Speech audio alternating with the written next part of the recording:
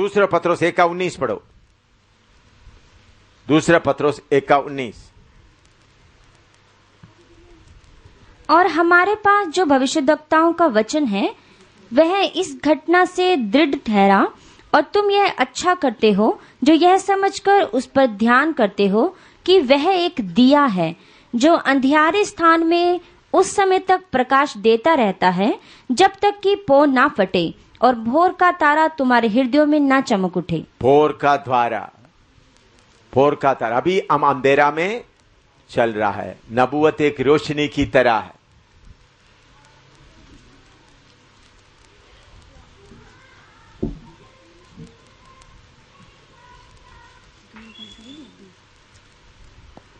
ठीक है, अभी यीशु मसीह का दर्शन थोड़ा देखें।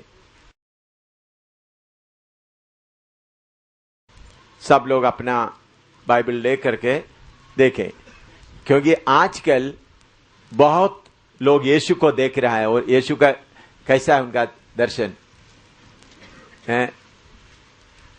एक अच्छा नौजवान जिसका लंबा दाढ़ी है, मुस्कुराते हुए, वो नहीं असली यीशु। उसका 13 से पढ़िएगा। और उन दीवटों के बीच में मनुष्य के पुत्र सरीखा एक पुरुष को देखा जो पांव तक का वस्त्र पहने और छाती पर सुनहला पटुका बांधे हुए था। उसके सिर और बाल श्वेत ऊन वरन पाले के से उज्जवल थे, और उसकी आंखें आग की ज्वाला की नाई थी, और उसके पांव उत्तम पीतल के समान थे जो मानो भट्टी में तपाए गए हो।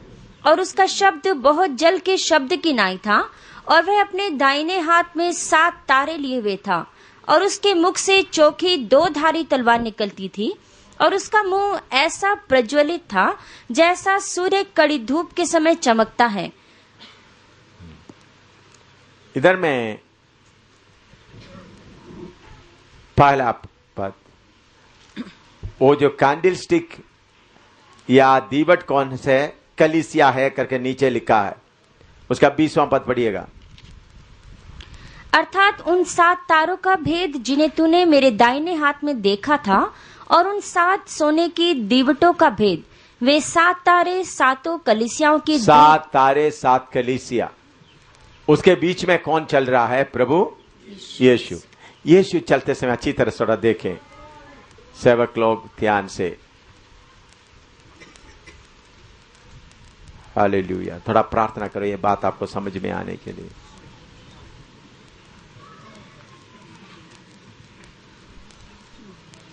वाला होते ना हृदय।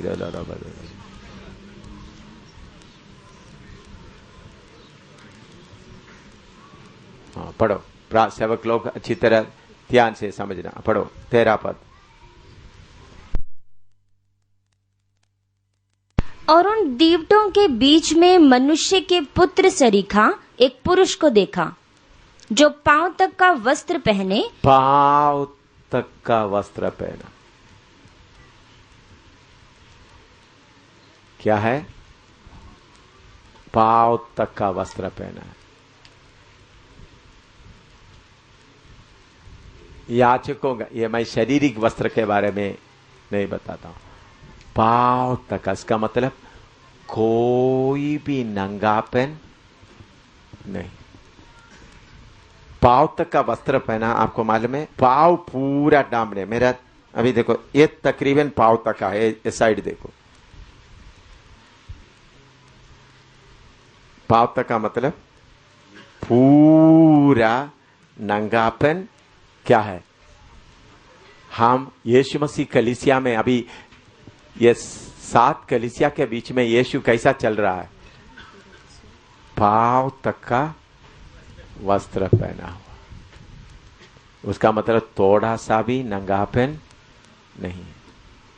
हम प्रभु की सेवक होकर प्रभु की कलीसिया में सेवा करते समय में देखना है, मैं कहीं मोई कपड़ा उठा हुआ है।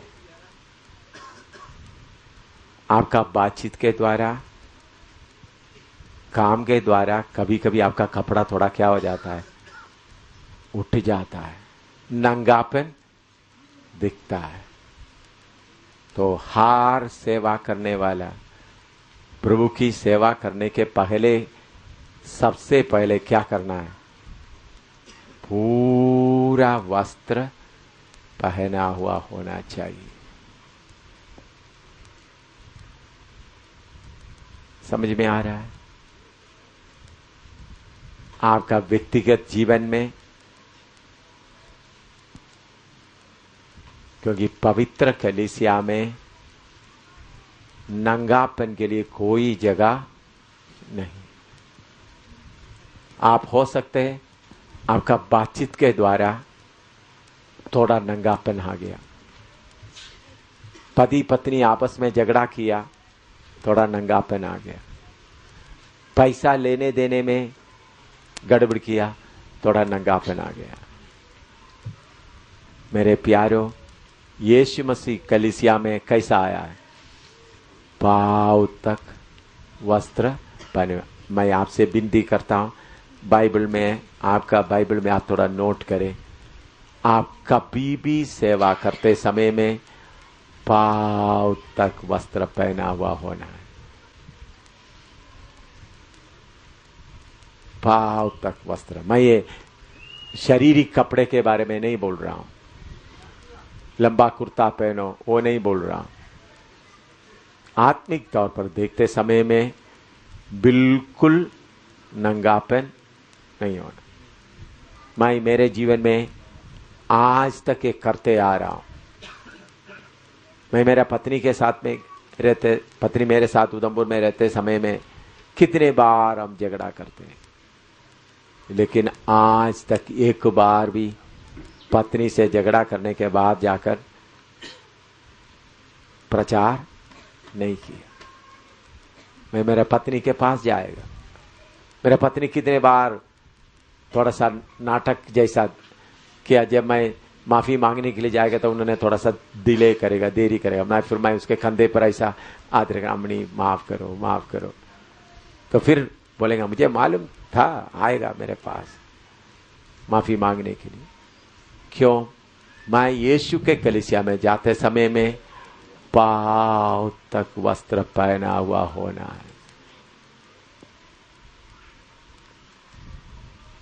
अगर आप किसी बहन के साथ जलन रखता है, आप नंगा है। जलन आपके अंदर, आपको मालूम है, मैं आपको बताऊं, मैं प्रभु की आत्मा मुझे बताए, जलन के द्वारा आप अच्छी तरह देखना, पवित्र आत्मा, ये पीठ का ये पूरा कपड़ा फटा हुआ है। कौन सा? पीठ का ये इधर का नंगापन। जलन आपके अंदर है तो आपका वस्त्र का कौन सा जगह फटा हुआ है? ये पीठ ऊपर का नहीं भाई, ये जो बटक का, इसको क्या बोलते हैं? अगर आपके अंदर इतना भी जलन हो तो आप समझना ये पूरा क्या है?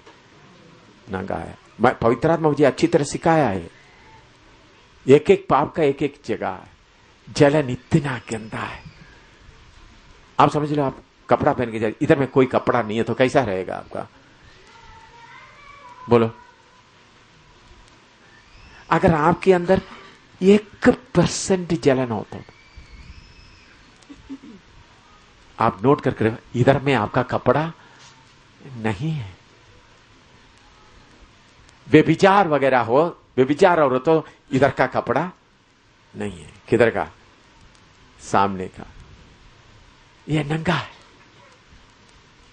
व्यभिचार का मन, जो व्यभिचार का मन का मतलब, इधर भाई बहन इधर बैठ के व्यभिचार कर सकता है नहीं कर सकता?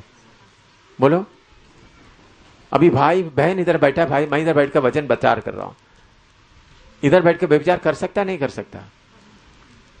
अगर आप लड़की लड़कों को देखने वाला कोई शारीरिकता है तो आपका आगे का कपड़ा फटा हुआ नहीं, काटा हुआ है, पूरा दिखाई देता है। जलन हो तो याद रखें, पीठ नहीं, कौन सा जगह उसको क्या बोलता है? हाँ, पीठ का कपड़ा फटा है तो भी कोई बात नहीं भाई, थोड़ा कुछ तो याद रखें।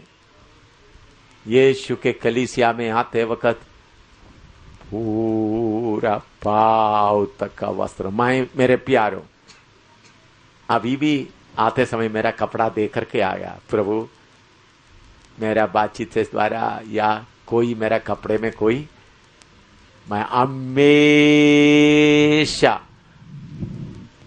ये बात रखता हूं, छोटा मीटिंग करने का हो, प्रचार करने का हो, पाँव तक का वस्त्र। थोड़ा प्रार्थना करें इस बात के लिए, इस बात का गहराई आपके अंदर में आ जाए। बालावथना हर्षदरा तिला बना तुरागतने तला दने कटी तरा बतने तली तना जा दड़ी चदा नबा थुका सिखे धुनी थला धना खुडी थला खना चुड़ा धना पता ठिदा तुला धने कथा सिबा धना थिले धना थरा थिला धना कथा रिदा। पाँव तक का वस्त्र पहना हुआ, थिला धने धरा बगा दिना थिरे थिली धना धरा कदा निदा नबा धने धरा धना बड़ी गजे नदी नदा लबा धने धरे डुबा दुगा हृदा दुखा डिगा जदे थली तमा धनी कथा निका डिदा लिदा डिदा। ये स्वप्न कलिसिया में आते वक्त पाँव तक का वस्त्र पहना हुआ आया है। हालेलुया। आप लड़कर आया है तो पति से लड़कर आया, पत्नी से लड़कर आया, पड़ोसी से लड़कर आया, आप नंगा है, आपके अंदर नंगापन है। हालेलुया। आत्मा में देखते समय में पाँव तक का वस्त्र पहना हुआ। हालेलुया। कभी नंगा ना पाया जाए। हालेलुया। किसी के खिलाफ थोड़ा सा जलन है तो अब नंगा है, आपका पीठ भैया बाबा बाबा दरा दिला दिला दिना दरा दिला दरा दिला दरा दिला दिला दिला दिला। हालेलुया। शुभा बिनो बिनो दिले दिले बार दिले दिले दरा दिना दिले दिले दला दना दरा दिले दिले दिले दिले। Hallelujah hallelujah hallelujah hallelujah hallelujah. पाँव तक का वस्त्र पहना हुआ।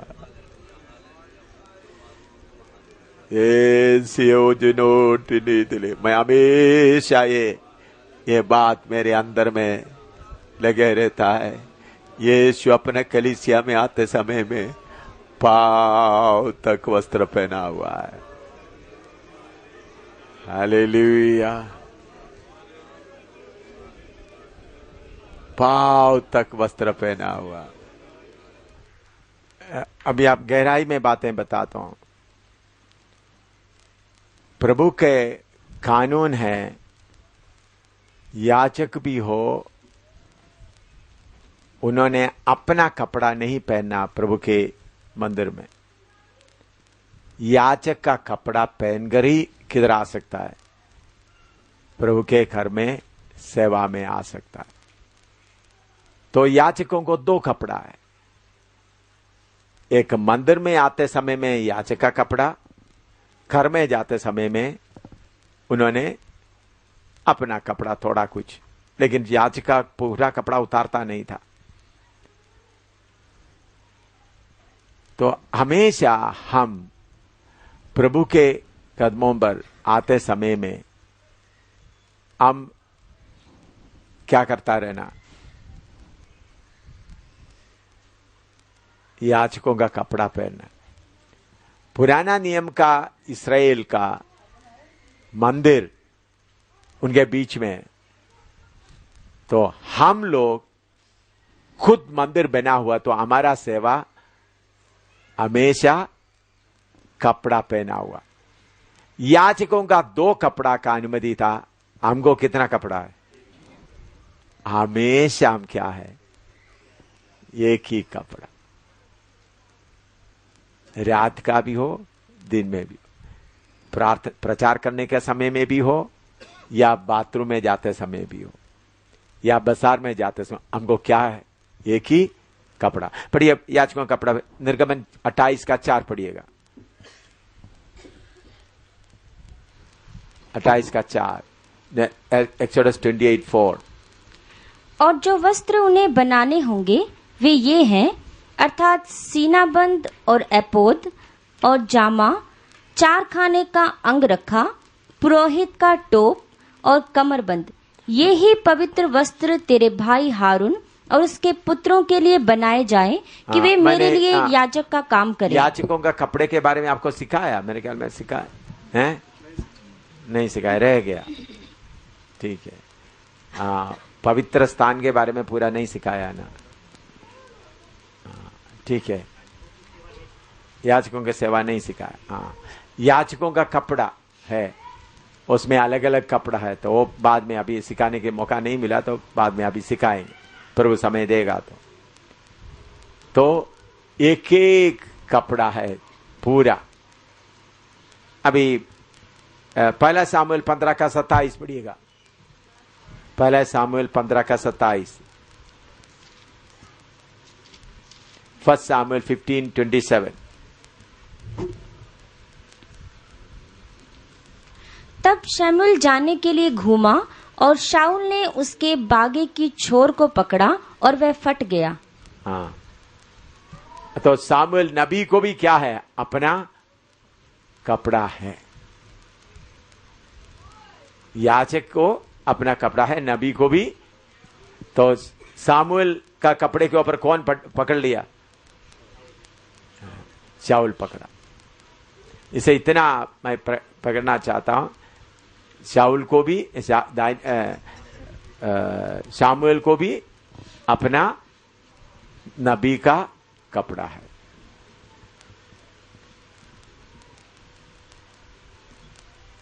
प्रभु यीशु मसीह हमारे लिए विनती करता है, तो हम दूसरों के लिए विनती करते समय कैसा कपड़ा पहन के विनती करना है? पूरा कपड़ा पहनते हुए। हम नया नियम के याचक लोग हर समय क्या करते रहना? कपड़ा पहने हुए हालत में रहना, कभी नंगा ना पाए।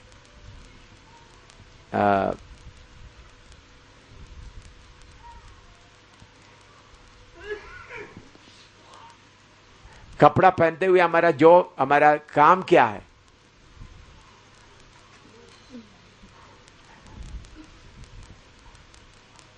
लूका 22 का 31-32 पढ़िएगा। लूका 22 का 31 और 32।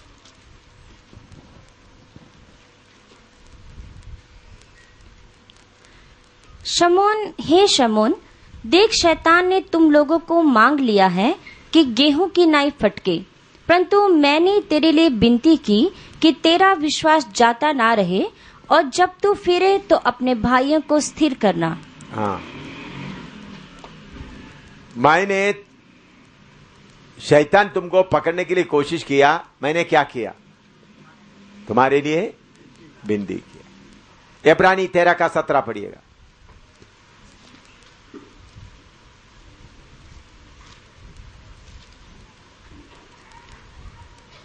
अपने अगुओं की मानो और उनके अधीन रहो, क्योंकि वे उनकी नाई तुम्हारे प्राणों के लिए जागते रहते, जिन्हें लेखा देना पड़ेगा कि वह यह काम आनंद से करे, ना कि ठंडी सांस ले लेकर, क्योंकि इस दशा में तुम्हें कुछ लाभ नहीं। मैं भाई लोग लिखे, यीशु मसीह हमारे लिए इसका इब्रानी 7 का 23 से 28 तक भी थोड़ा पढ़िएगा, फिर मैं ये तीनों का इकट्ठा विवरण करूंगा। इब्रानी 7 का 23 से 28 तक।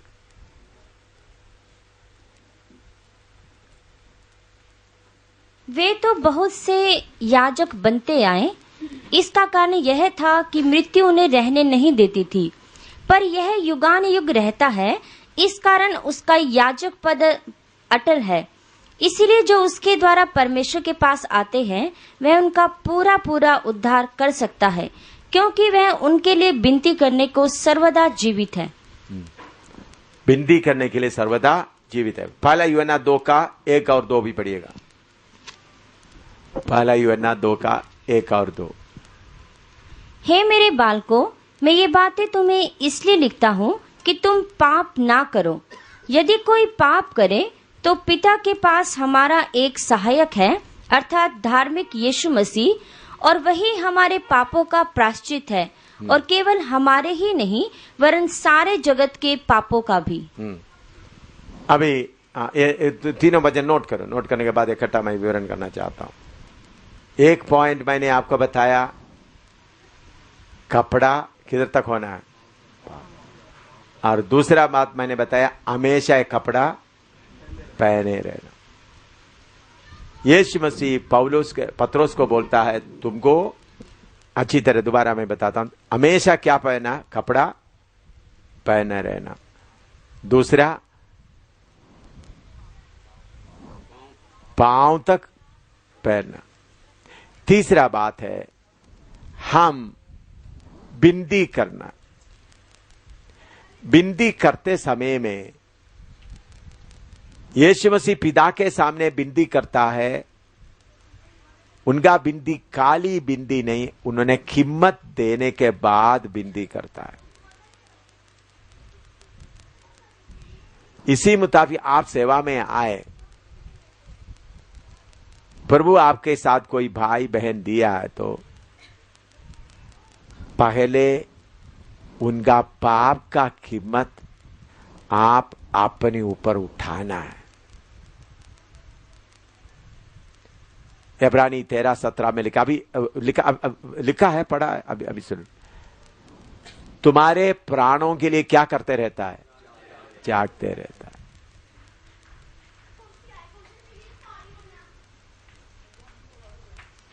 याचक प्रभु के सामने खड़ा होते समय में काली हाथ से खड़ा नहीं होता। एक हाथ में उनका खून है, दूसरे हाथ में धूप है। यीशु पिता के सामने खड़ा होते समय में उनका अपना खून लेकर खड़ा है। मैं बोला याचक प्रभु के सामने, परमेश्वर के सामने खड़ा होते समय में क्या खून और पाप के लिए, उसी मुताबिक यीशु खड़ा होते समय उनके हाथ में भी क्या है, खून है। आप ही आपके हाथ में दिया हुआ लोगों के लिए प्रभु के सामने खड़ा होते समय में अपना खून लेकर खड़ा होना है, उनका खून लेकर नहीं। अभी आप लोग, बहुत लोग मुझे प्यार करता है, क्यों? गुप्त में अकेला कितने बार मेरा अपना खून हाथ में लेकर आपके लिए खड़ा है। तो आप लोग मुझे प्यार करना कोई बड़ी बात नहीं है। आप लोग सोचेंगे एम शामिल को क्यों लोग इतना प्यार क्यों करता है, क्या एम शामिल किसी को पैसा बांटता है? नहीं भाई, गुप्त में एक एक का पाप के लिए अपना खून लेकर क्या करता है, प्रभु के सामने खड़ा होता हूं। ये है सही बिंदी। बहुत तरह लोग काली हाथ से क्या करता है, खड़ा दे, प्रभु उनका गलती को माफ करो। ये प्रभु के सामने स्वीकार योग्य नहीं है। यीशु भी पर्दे के पार तीसरा स्वर्ग में अपना खून लेकर खड़ा होकर क्या करता है, विनती करता है। अब हमारे हाथ में दिए हुए लोगों के लिए काली प्रार्थना से काम नहीं चलेगा। प्रभु के सामने कपड़ा पहनकर खड़ा होते समय में आपका खून भी, यीशु किसका खून लेकर खड़ा है? याचक जानवरों का खून खड़ा हो। उसके बाद यीशु आते वक्त यीशु अपना, जब अपना खून लेकर खड़ा होकर विनती करता है तो फिर डांटने के लिए कोई मुश्किल नहीं है, क्योंकि डांटने के 1000 गुना ज्यादा क्या किया हुआ है, अपना कीमत दिया। इसलिए मैं अधिकार से डांटता हूं, गुप्त में, अकेला में, इधर बैठे हुए ये कि शायद आपका नाम शायद मुझे याद नहीं हो तो चेहरा याद रहता है। प्रभु, मैं तेरे सामने पूरा कपड़ा पहनकर मेरा खून लेकर खड़ा हुआ हूं, उनको गिरने नहीं देना। उनको क्या करने नहीं देना? गिरने नहीं देना। वो फिसलने का जगह में जा रहा है, प्रभु उनको गिरने नहीं देना। ऐसा आप लोगों को कितने लोगों के लिए रोते रोते बिनती किया है, परमेश्वर गवाह है। ऐसा बिनती करने वालों को डांटने का कोई बोलने का जरूरत नहीं। अपने आप, क्यों, मैंने तुम्हारे लिए इतना कीमत दिया है, फिर भी तुम ऐसा ही करता है। कच्चा गुस्सा नहीं। मैं फिर भी आपको बोलता हूं, मैं ये वचन जानने के बाद, अभी नहीं, बहुत पहले से वचन जानने के बाद, प्रभु मुझे किसी के लिए प्रार्थना करते समय में मेरा प्रार्थना कभी कच्चा ना रहे, हमेशा मेरा खून एक हाथ में रहे। थोड़ा प्रार्थना करो, मैं ज्यादा बोलना नहीं चाहता हूं।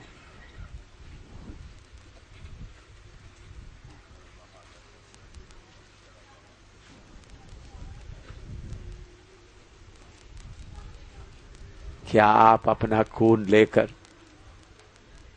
मैं आपको बताता हूं, इधर बैठे हुए में से एक आधा होगा जिसके लिए मैंने नहीं किया है, एक आधा शायद हो सकता है, लेकिन इधर बैठे हुए 99% लोगों के लिए मैं प्रभु के सामने मेरा खून लेकर खड़ा है।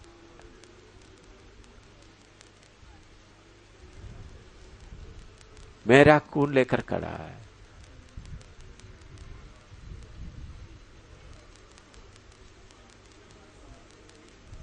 खाली हाथ से नहीं, खाली हाथ से नहीं। जब आप अपना खून लेकर खड़ा होता है, अपने आप भी मजबूर होकर प्यार आ जाता है, मजबूर होकर प्यार आता है, प्यार का दरिया बहना शुरू होता है। पैसा देने से प्यार नहीं आता, पैसा देने से आएगा उनको ज्यादा दिया मुझे कम दिया होगा, ऐसा बोलेगा। लेकिन गुप्त में, अकेला में, कोई ना देखते हुए, अकेला, प्रभु इनका गलती मैं अपने ऊपर उठाता हूं, उसके लिए मैं खून बहाता हूं। मेरा खून आपके सामने है प्रभु, इसलिए बोलता है तुम्हारे लिए अपना प्राणों के लिए, उनका प्राणों के लिए जागते रहता है। मैं कितने लोगों के लिए ऐसा किया। कुछ लोग शराब पिएंगे, कुछ लोग नशा करेंगे, कुछ लोग व्यभिचार करेंगे, कुछ लोग गंदा काम करेंगे। हालेलुया। कुछ लोग व्यभिचार करने के चले जाएंगे, गंदे काम के लिए जाएंगे, झूठ बोलेंगे, चोरी करेंगे। उनको डांटने, वचन के डांटने के पहले प्रभु देखता है, ए पास्टर सामुएल, खून कहां है? खून के बिना परम पवित्र स्थान में प्रवेश नहीं कर सकता।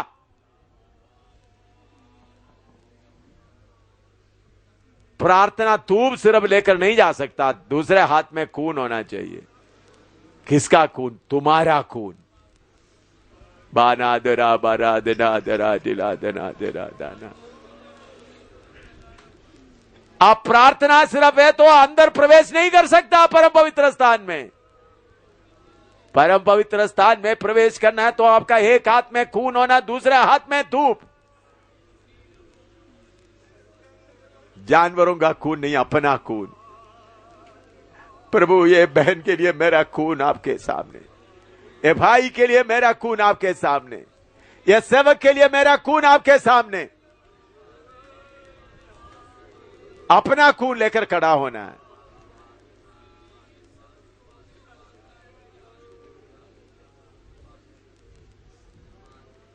पहला सदी में आपस में ऐसा करते थे, इसलिए इतना प्रेम उनके अंदर। पैसा बांटने से प्रेम नहीं आता। अपना खून दूसरों के लिए बहाते हुए खड़ा रहेगा। प्रभु ये बहन का गलती के लिए मेरा खून आपके सामने है प्रभु। Hallelujah, hallelujah, hallelujah.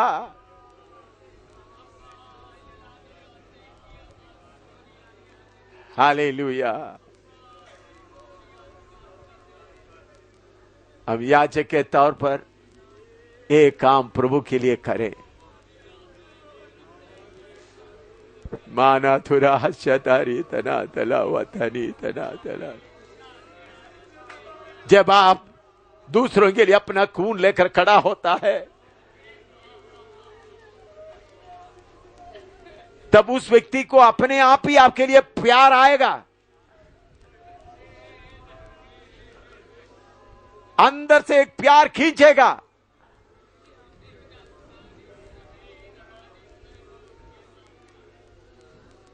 याद रखें, खून के बिना परम पवित्र स्थान में प्रवेश नहीं हो सकता।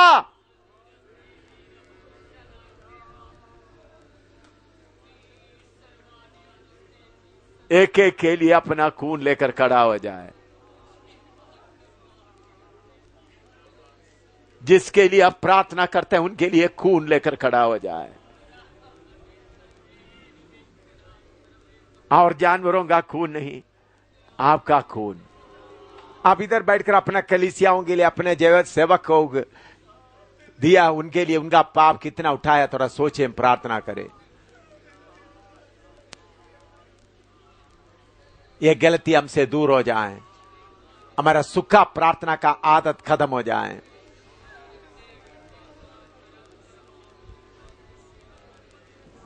ऐसा खून लेकर खड़ा होने वालों को दूसरों का पाप माफ भी कर सकता है।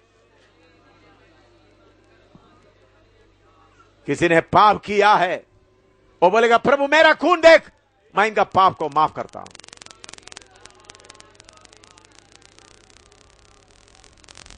इसलिए प्रभु ने बोला तुमको पाप माफ करने का भी अधिकार देता हूं। जब आप उनके बदले में खून लेकर खड़ा होगा, प्रभु ये बहुत पाप किया है, मैं इनको माफ कर देता हूं। तुम्हारा उस बात प्रभु कबूल करेगा। उनका पाप पूरा माफ हो जाएगा।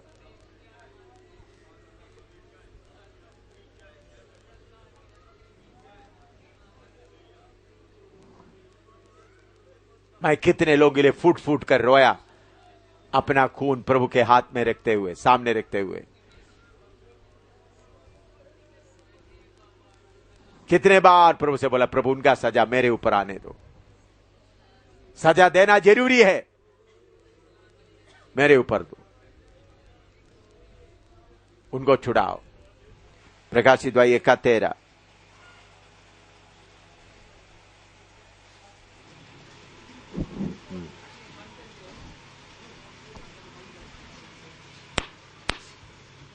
हाँ, 1:13। हाँ। और उन दीवटों के बीच में मनुष्य के पुत्र सरीखा एक पुरुष को देखा, जो पांव तक का वस्त्र पहने, वो पांव का सरकार बता दिया। हाँ। और छाती पर सुनहला पटुका बांधे हुए था। छाती पर सुनहला पटुका बांधे हुए था। हाँ, नोट कर लो।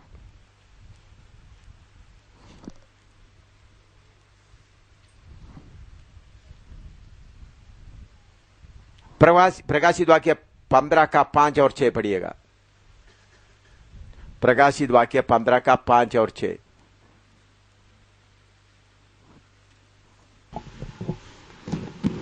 और इसके बाद मैंने देखा कि स्वर्ग में साक्षी के तंबू का मंदिर खोला गया, और वे सातों स्वर्गदूत जिनके पास सातों विपत्तियां थी, शुद्ध और चमकती हुई मणि पहने हुए, छाती पर सुनहले पटुके बांधे हुए मंदिर से निकले। इधर देखिए, छाती पर सुनहले पटुका बांधे हुए हालत का मतलब न्याय करने का हालात, जजमेंट देने का अधिकार। इधर में 15 का 5 और 6 में आपने देखा 7 स्वर्गदूत, उन लोग क्या करने आ रहा है? छाती में क्या बांधा हुआ? आप लोग राजाओं को देखे होंगे या जजेस को देखे होंगे, उन लोग जजमेंट देते समय अधिकार का पूरा कपड़ा पहना हुआ था। राजा कुछ देशों में ऐसा है, जब किसी को मौत का सजा देना है या भारी सजा देना है, उस समय उन्होंने तलवार भी, एक नंगा तलवार भी लाकर रखता है। तो छाती पर पटका सुनहला पटका बांधे हुए हालत का मतलब एक तरफ बिंदी करने के लिए है, दूसरी तरफ न्याय भी करता है। हम प्रभु के सेवकों को लोगों के ऊपर न्याय करने का अधिकार भी प्रभु देता है। ये हमेशा इस्तेमाल नहीं करता। पौलुस उसके बारे में बताता है, मैं क्या आपको तोड़ने के लिए आऊं या बनाने के लिए? तो आप जब पांव तक का वस्त्र पहना हुआ है और आपके हाथ में खून है, तो फिर आप अपने आप ही आपके पास क्या भी आ जाएगा? छाती पर पटका बांधा हुआ, उसका मतलब आप न्याय दे सकता है। अगर कोई वचन के अनुसार नहीं चल रहा है, आप उनको सख्त सजा दे सकता है। जिसका पाप तुम माफ करेगा माफ किया जाएगा, जिसका पाप तुम माफ नहीं करेगा उसका पाप देखा जाएगा। अभी एक प्रभु का, अच्छी तरह सुनना, अभी एक प्रभु का दास पांव तक का वस्त्र पहनकर अपना खून लेकर खड़ा होता है। प्रभु का दास बोलते हैं, प्रभु इनका पाप मैं नहीं माफ करता हूं। चाहे कितने लोग प्रार्थना करे, वो कितना भी कोशिश करे, वो पाप उनका माफ नहीं होगा। सुना है? दहकी देने के लिए नहीं भाई, दहकी देने का अधिकार क्या है? गहराई से बोले तो एक आदमी को स्वर्ग में जाने से रोकने का अधिकार भी किसके पास है? प्रभु के दास के पास है। समझना, जो सही प्रभु के दास के पास क्या है? प्रभु इनका पाप मैं माफ नहीं करता। ऐसा बोलेगा तो उनका पाप कितना भी बोले, उनका पाप क्या नहीं होगा? माफ नहीं होगा। इसलिए पौलुस हमेशा मैं आज्ञा देता हूं बोलता है, आज्ञा देता। और इसलिए पौलुस बोलते हैं, मैं जो अधिकार मुझे दिया गया है, मालूम है किधर लिखा है? दूसरा कोरिन्थी 13 अध्याय निकाले,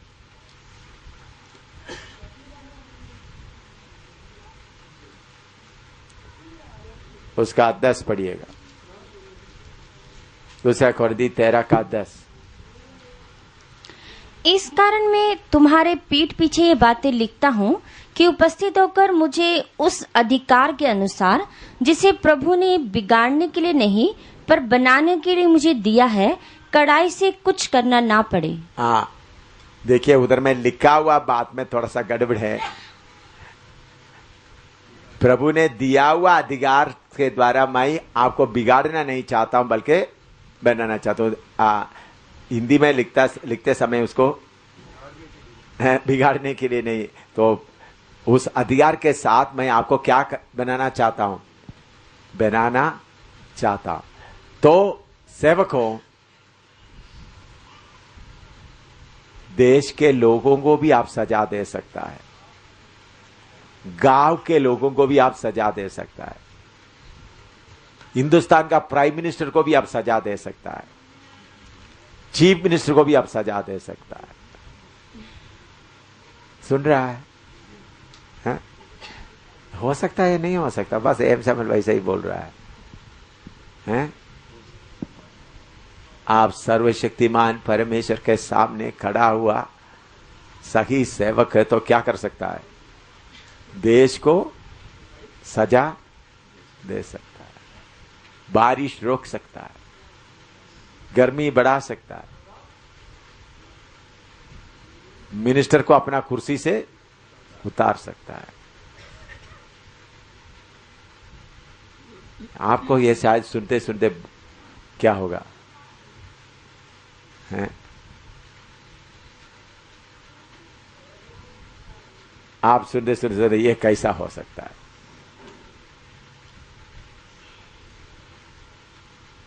नहीं नहीं नहीं, ये सब इमोशन में बोल रहा है। ऐसा कर सकता है? हैं? सरकार को बदल सकता है? हैं? बोलो, हैं? सरकार को बदल सकता है?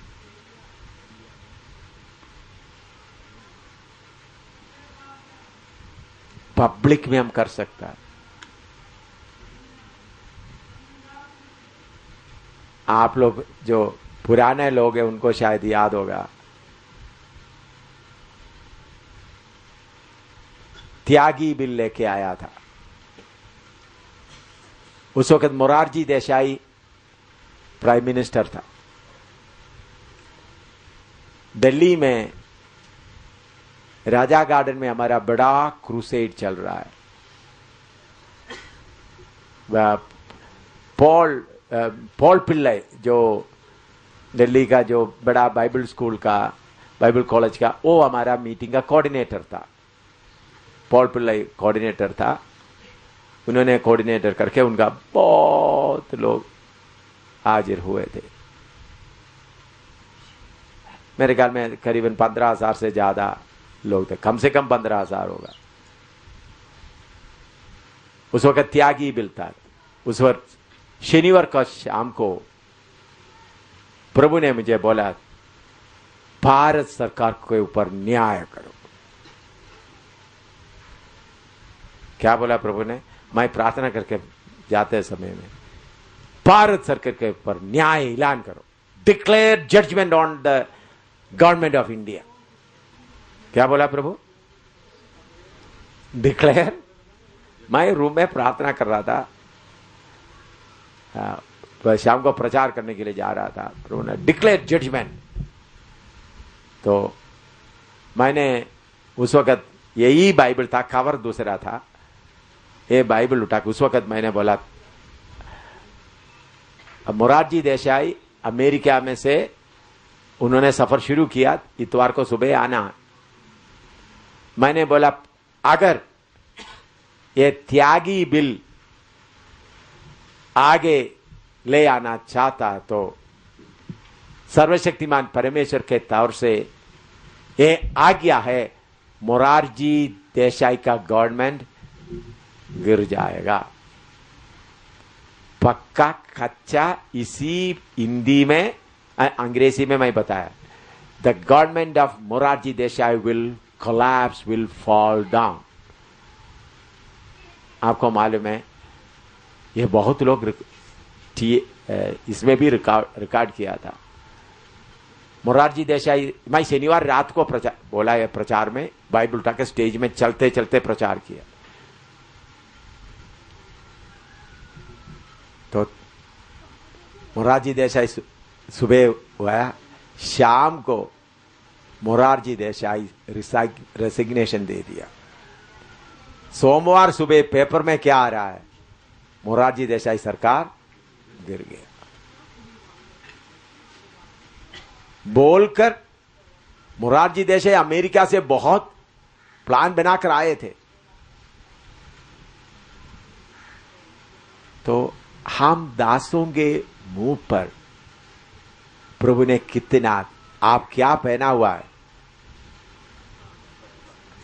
सुनेला पटका, न्याय करने का पटका। एक हाथ में खून है तो दूसरा भी क्या है? पटका। मैं जब अमेरिका में था, जो वर्ल्ड ट्रेड सेंटर गिरने के 3-4 दिन पहले की बात है। वर्ल्ड ट्रेड सेंटर, मैं मेरा पत्नी और मेरा 2-3 लोग जाकर उधर वर्ल्ड ट्रेड सेंटर के उधर में प्रचार के बाहर में खड़ा होकर प्रचार कर रहे थे। उन लोग बोला, वो कुछ लोग अंग्रेज लोग हमारे खिलाफ हो गए। फिर एक पार्क में गए, नजदीकी में, तो एक अंग्रेज आकर मुझे बोले, do not take that name here in America. यीशु का नाम अमेरिका में नहीं लेना। मुझे उधर से भगाया। था उसके नेक्स्ट थोड़ा सा छोटा पार्क, उधर में एक काला निग्रो ब्लैक मैन, मैं पत्नी और 2-3 लोग हैं, तो आकर मुझे मारने आए, जोर से मेरे छाती पे मारने आए। लेकिन मैं थोड़ा सा हटने के कारण छाती में, उस दिन शाम को मैं कन्वेंशन चल रहा था न्यू जर्सी में। यही बाइबल उठाकर मैं बोला, आज मैं अमेरिका में पार्क में यही हुआ था, America, God is going to जज you, your nuclear weapon can not stop it. प्रभु आपके ऊपर न्याय करने आ रहा है, तुम्हारा परमाणु हत्या तुमको क्या नहीं कर सकता, बचा नहीं सकता। मैं शनिवार रात को प्रचार किया, इतवार को मैं गाड़ी में आ गया, प्लेन में इंडिया में। सोमवार को आया था, उधर टेलीफोन आ रहा है, आप बीबीसी देख लो क्या हो रहा है। वही वर्ल्ड ट्रेड सेंटर को क्या कर दिया, हमला किया। 3000 से ज्यादा लोग बोलने लगा, पास्टर आपका मुंह से जो निकला वही इधर हो रहा है। कितने लोग फोन किया। तो मैं बोलने का मतलब, बोलने के कारण अचानक हुआ करके नहीं, सारे अरेंजमेंट करके प्रभु वो कार्य कर रहा है। दानियल का आपने पढ़ा है, दानियल का अधिकार कितना है, परमेश्वर कैसा राज्य को। दानियल बोला, नबूकदनेस्सर को बोला, तुमको परमेश्वर क्या करेगा, निकालकर जानवर की तरह बना दे।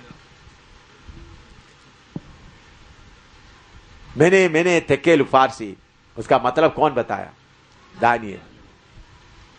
मेरे प्यारो सेवकों, मैं क्यों प्राइम मिनिस्टर या चीफ मिनिस्टर को क्यों नहीं डरता, क्यों नहीं डरता? पटका किधर है, मेरे छाती पर है, न्याय करने का। मुझे केरला में मारा, उस वक्त कांग्रेस सरकार में आने का पूरा सरकार में था, आना था। उसी के साथ क्या हो गया, उसी इलेक्शन में सरकार पूरा बदल गया। मैं ज्यादा कुछ नहीं बोला, प्रभु इसके ऊपर न्याय करे।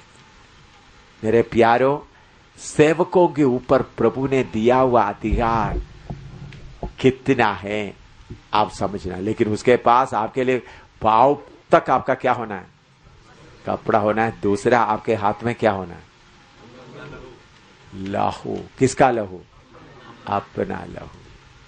फिर क्या होगा, अधिकार। आप सर्वशक्तिमान परमेश्वर का सेवक है।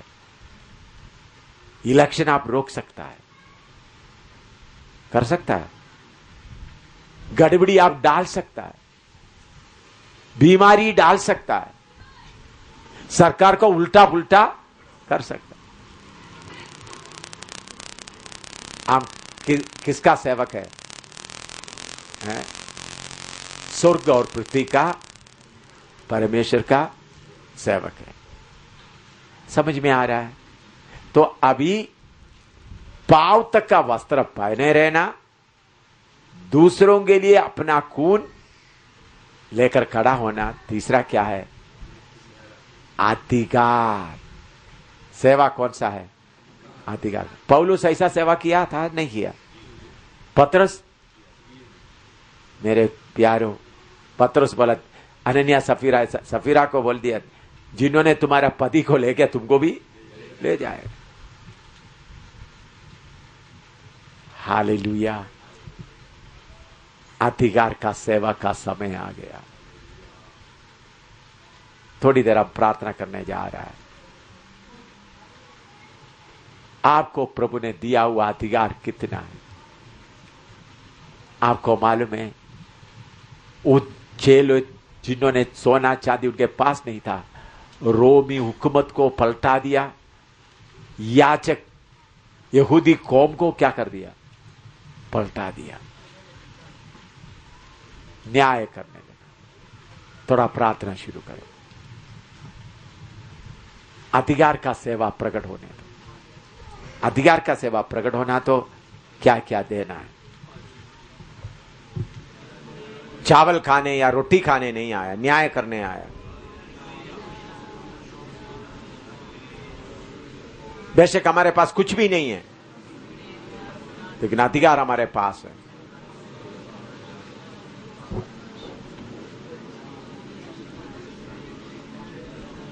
एलिया बेशक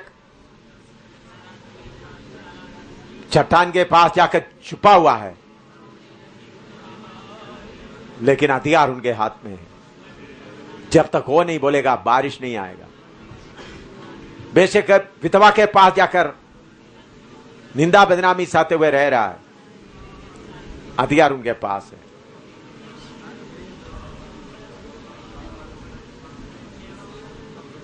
सारे बाल का नबियों को मार डाला।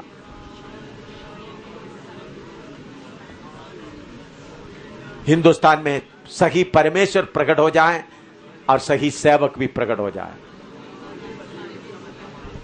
अधिकार रखने वाला सेवक प्रकट हो जाए, रोने वाला सेवक नहीं।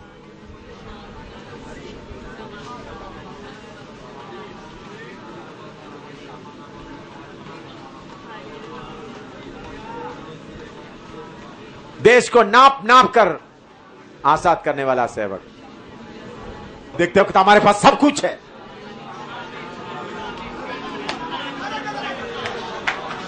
शारीरिक देव पर देखते हो कि कुछ भी नहीं। आत्मिक तौर पर देखते वक्त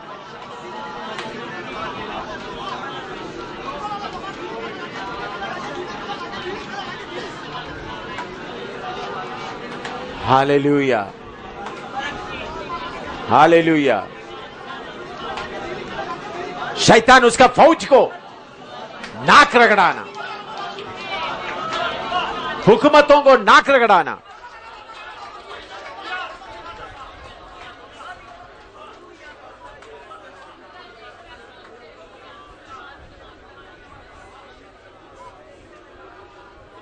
स्वर्ग और पृथ्वी का सारे अधिकार मुझे दिया गया करके यीशु ने बोला है। पहले सदी के लोग उस पर विश्वास किया, उल्टा पुल्टा करता गया, हर जगह में उल्टा पुल्टा होता रहा। यरूशलेम को उल्टा पुल्टा कर दिया, पूरा एशिया को उल्टा पुल्टा कर दिया।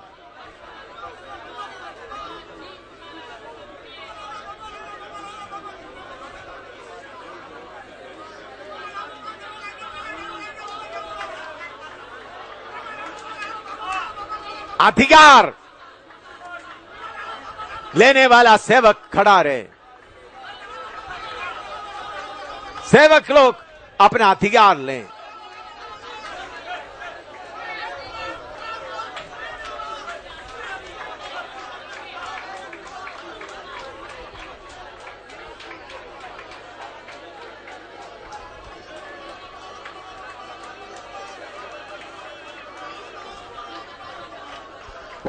भारत का अधिकार यीशु के पास है, नेपाल का अधिकार यीशु के पास है,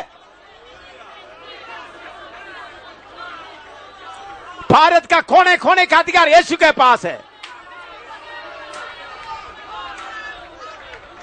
भारत का कोने कोने का अधिकार यीशु के पास है।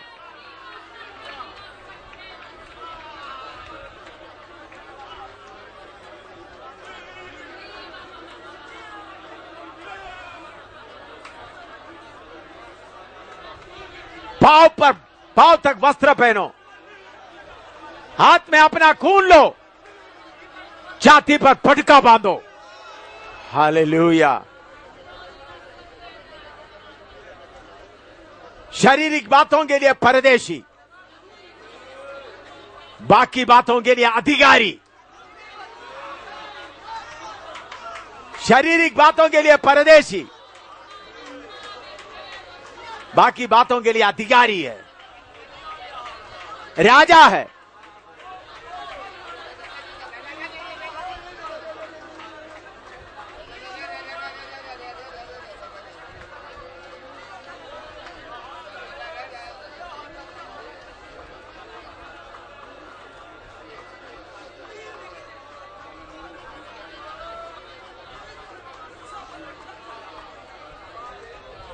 डर आपके अंदर से दूर हो जाए। आप कौन है समझ ले।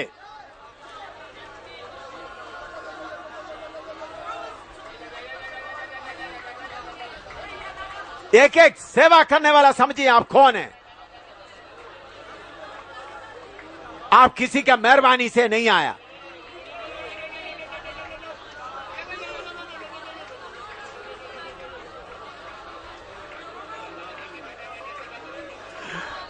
हालेलुया।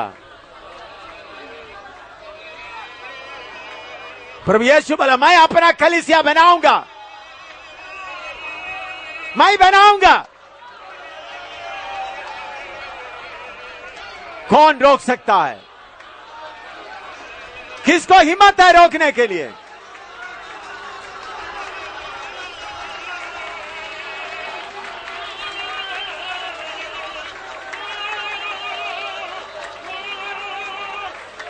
किसको हिम्मत है रोकने के लिए?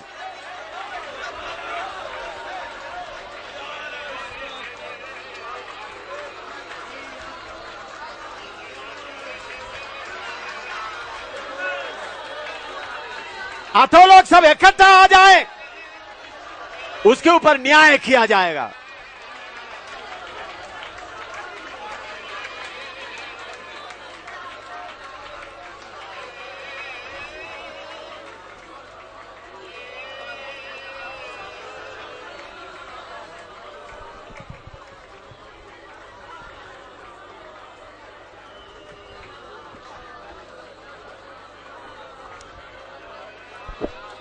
हालेलुया। वचन का शक्ति प्रकट होने दो। वचन का शक्ति प्रकट होने दो। वचन का शक्ति प्रकट होने दो।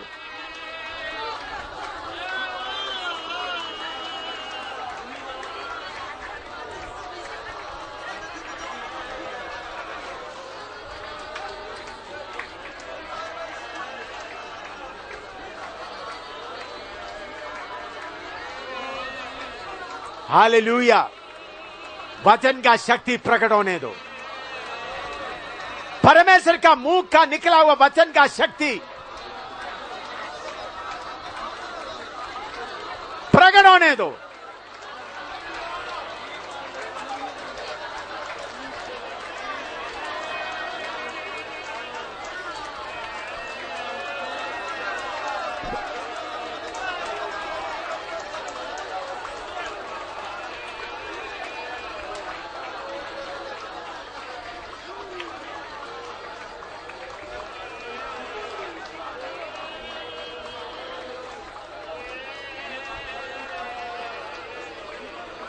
हालेलुया।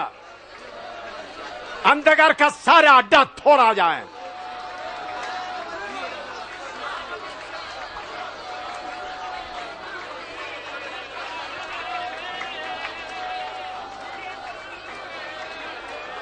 वचन का शक्ति प्रकट होने दो। आगे पढ़ेंगे। प्रकाशित वाक्य 1:14 पढ़े।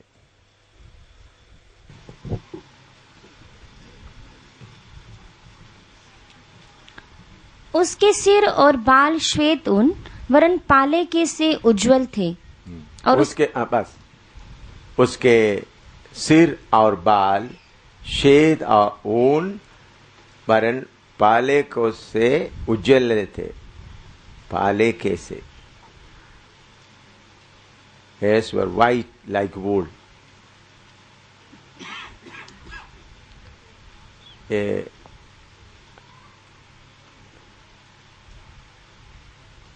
श्वेत ऊन पवित्रताई को बताता है और दूसरा उम्मर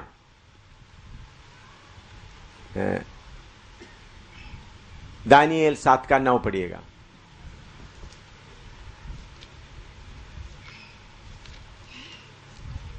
दानिएल 7:9। मैंने देखते देखते अंत में क्या देखा कि सिंहासन रखे गए और कोई अति प्राचीन विराजमान हुआ। उसका वस्त्र हिमसा उजला और सिर के बाल निर्मल ऊन सरीखे थे। हाँ, अति प्राचीन, एंशिएंट ऑफ डेज।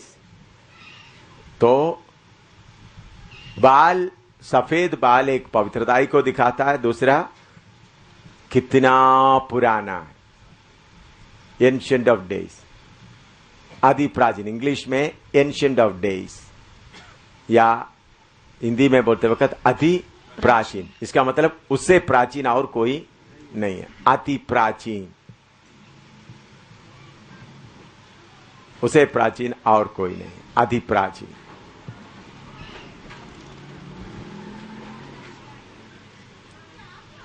हमारा पापी प्रभु यीशु मसीह धोते समय में यशायाह 1:18 पढ़ो। यशायाह 1:18। यहोवा कहता है, आओ हम आपस में वाद विवाद करें। तुम्हारे पाप चाहे लाल रंग के हों तो भी वे हिम के नाई उजले हो जाएंगे, और चाहे अर्गवानी रंग के हों तो भी वे ऊन के समान श्वेत हो जाएंगे। ऊन के समान श्वेत हो जाएंगे। ऊन के समान श्वेत पवित्रताई को बताता है।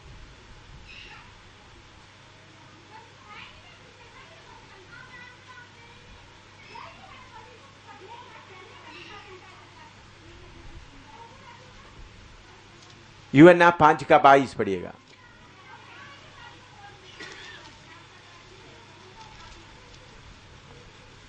यूहन्ना 5:22।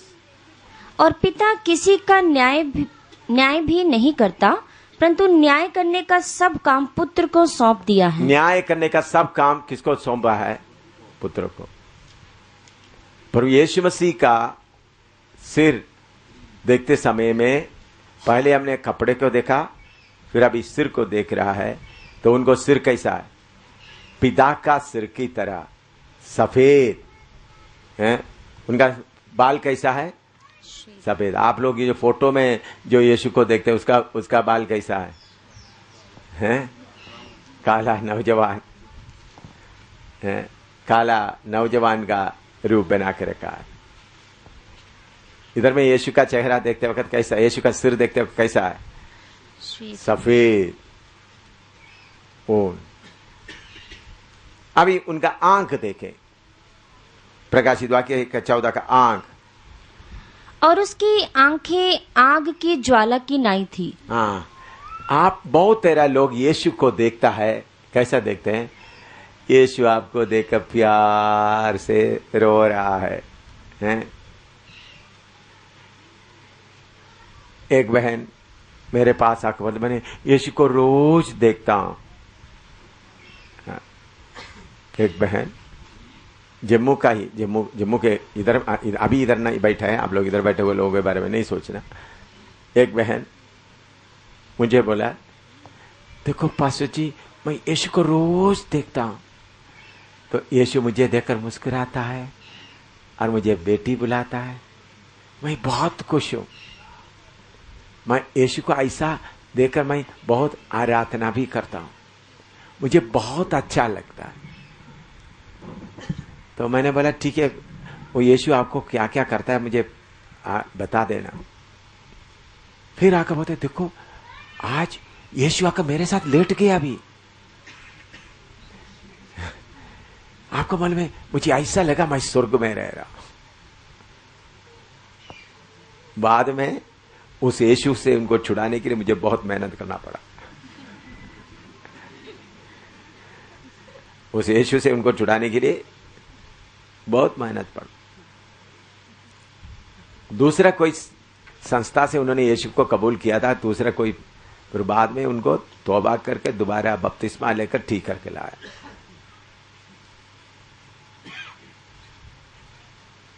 उन्होंने यहां तक बोल रहे थे, यीशु इतना सुंदर है, मुझे शादी कभी नहीं चाहिए, यीशु ही मेरा पति है। मैं मेरे साथ जम्मू का वो व्यक्ति इधर नहीं है, वो बहन इधर नहीं है, अभी वो शादी हो गया, उनका बच्चा भी है।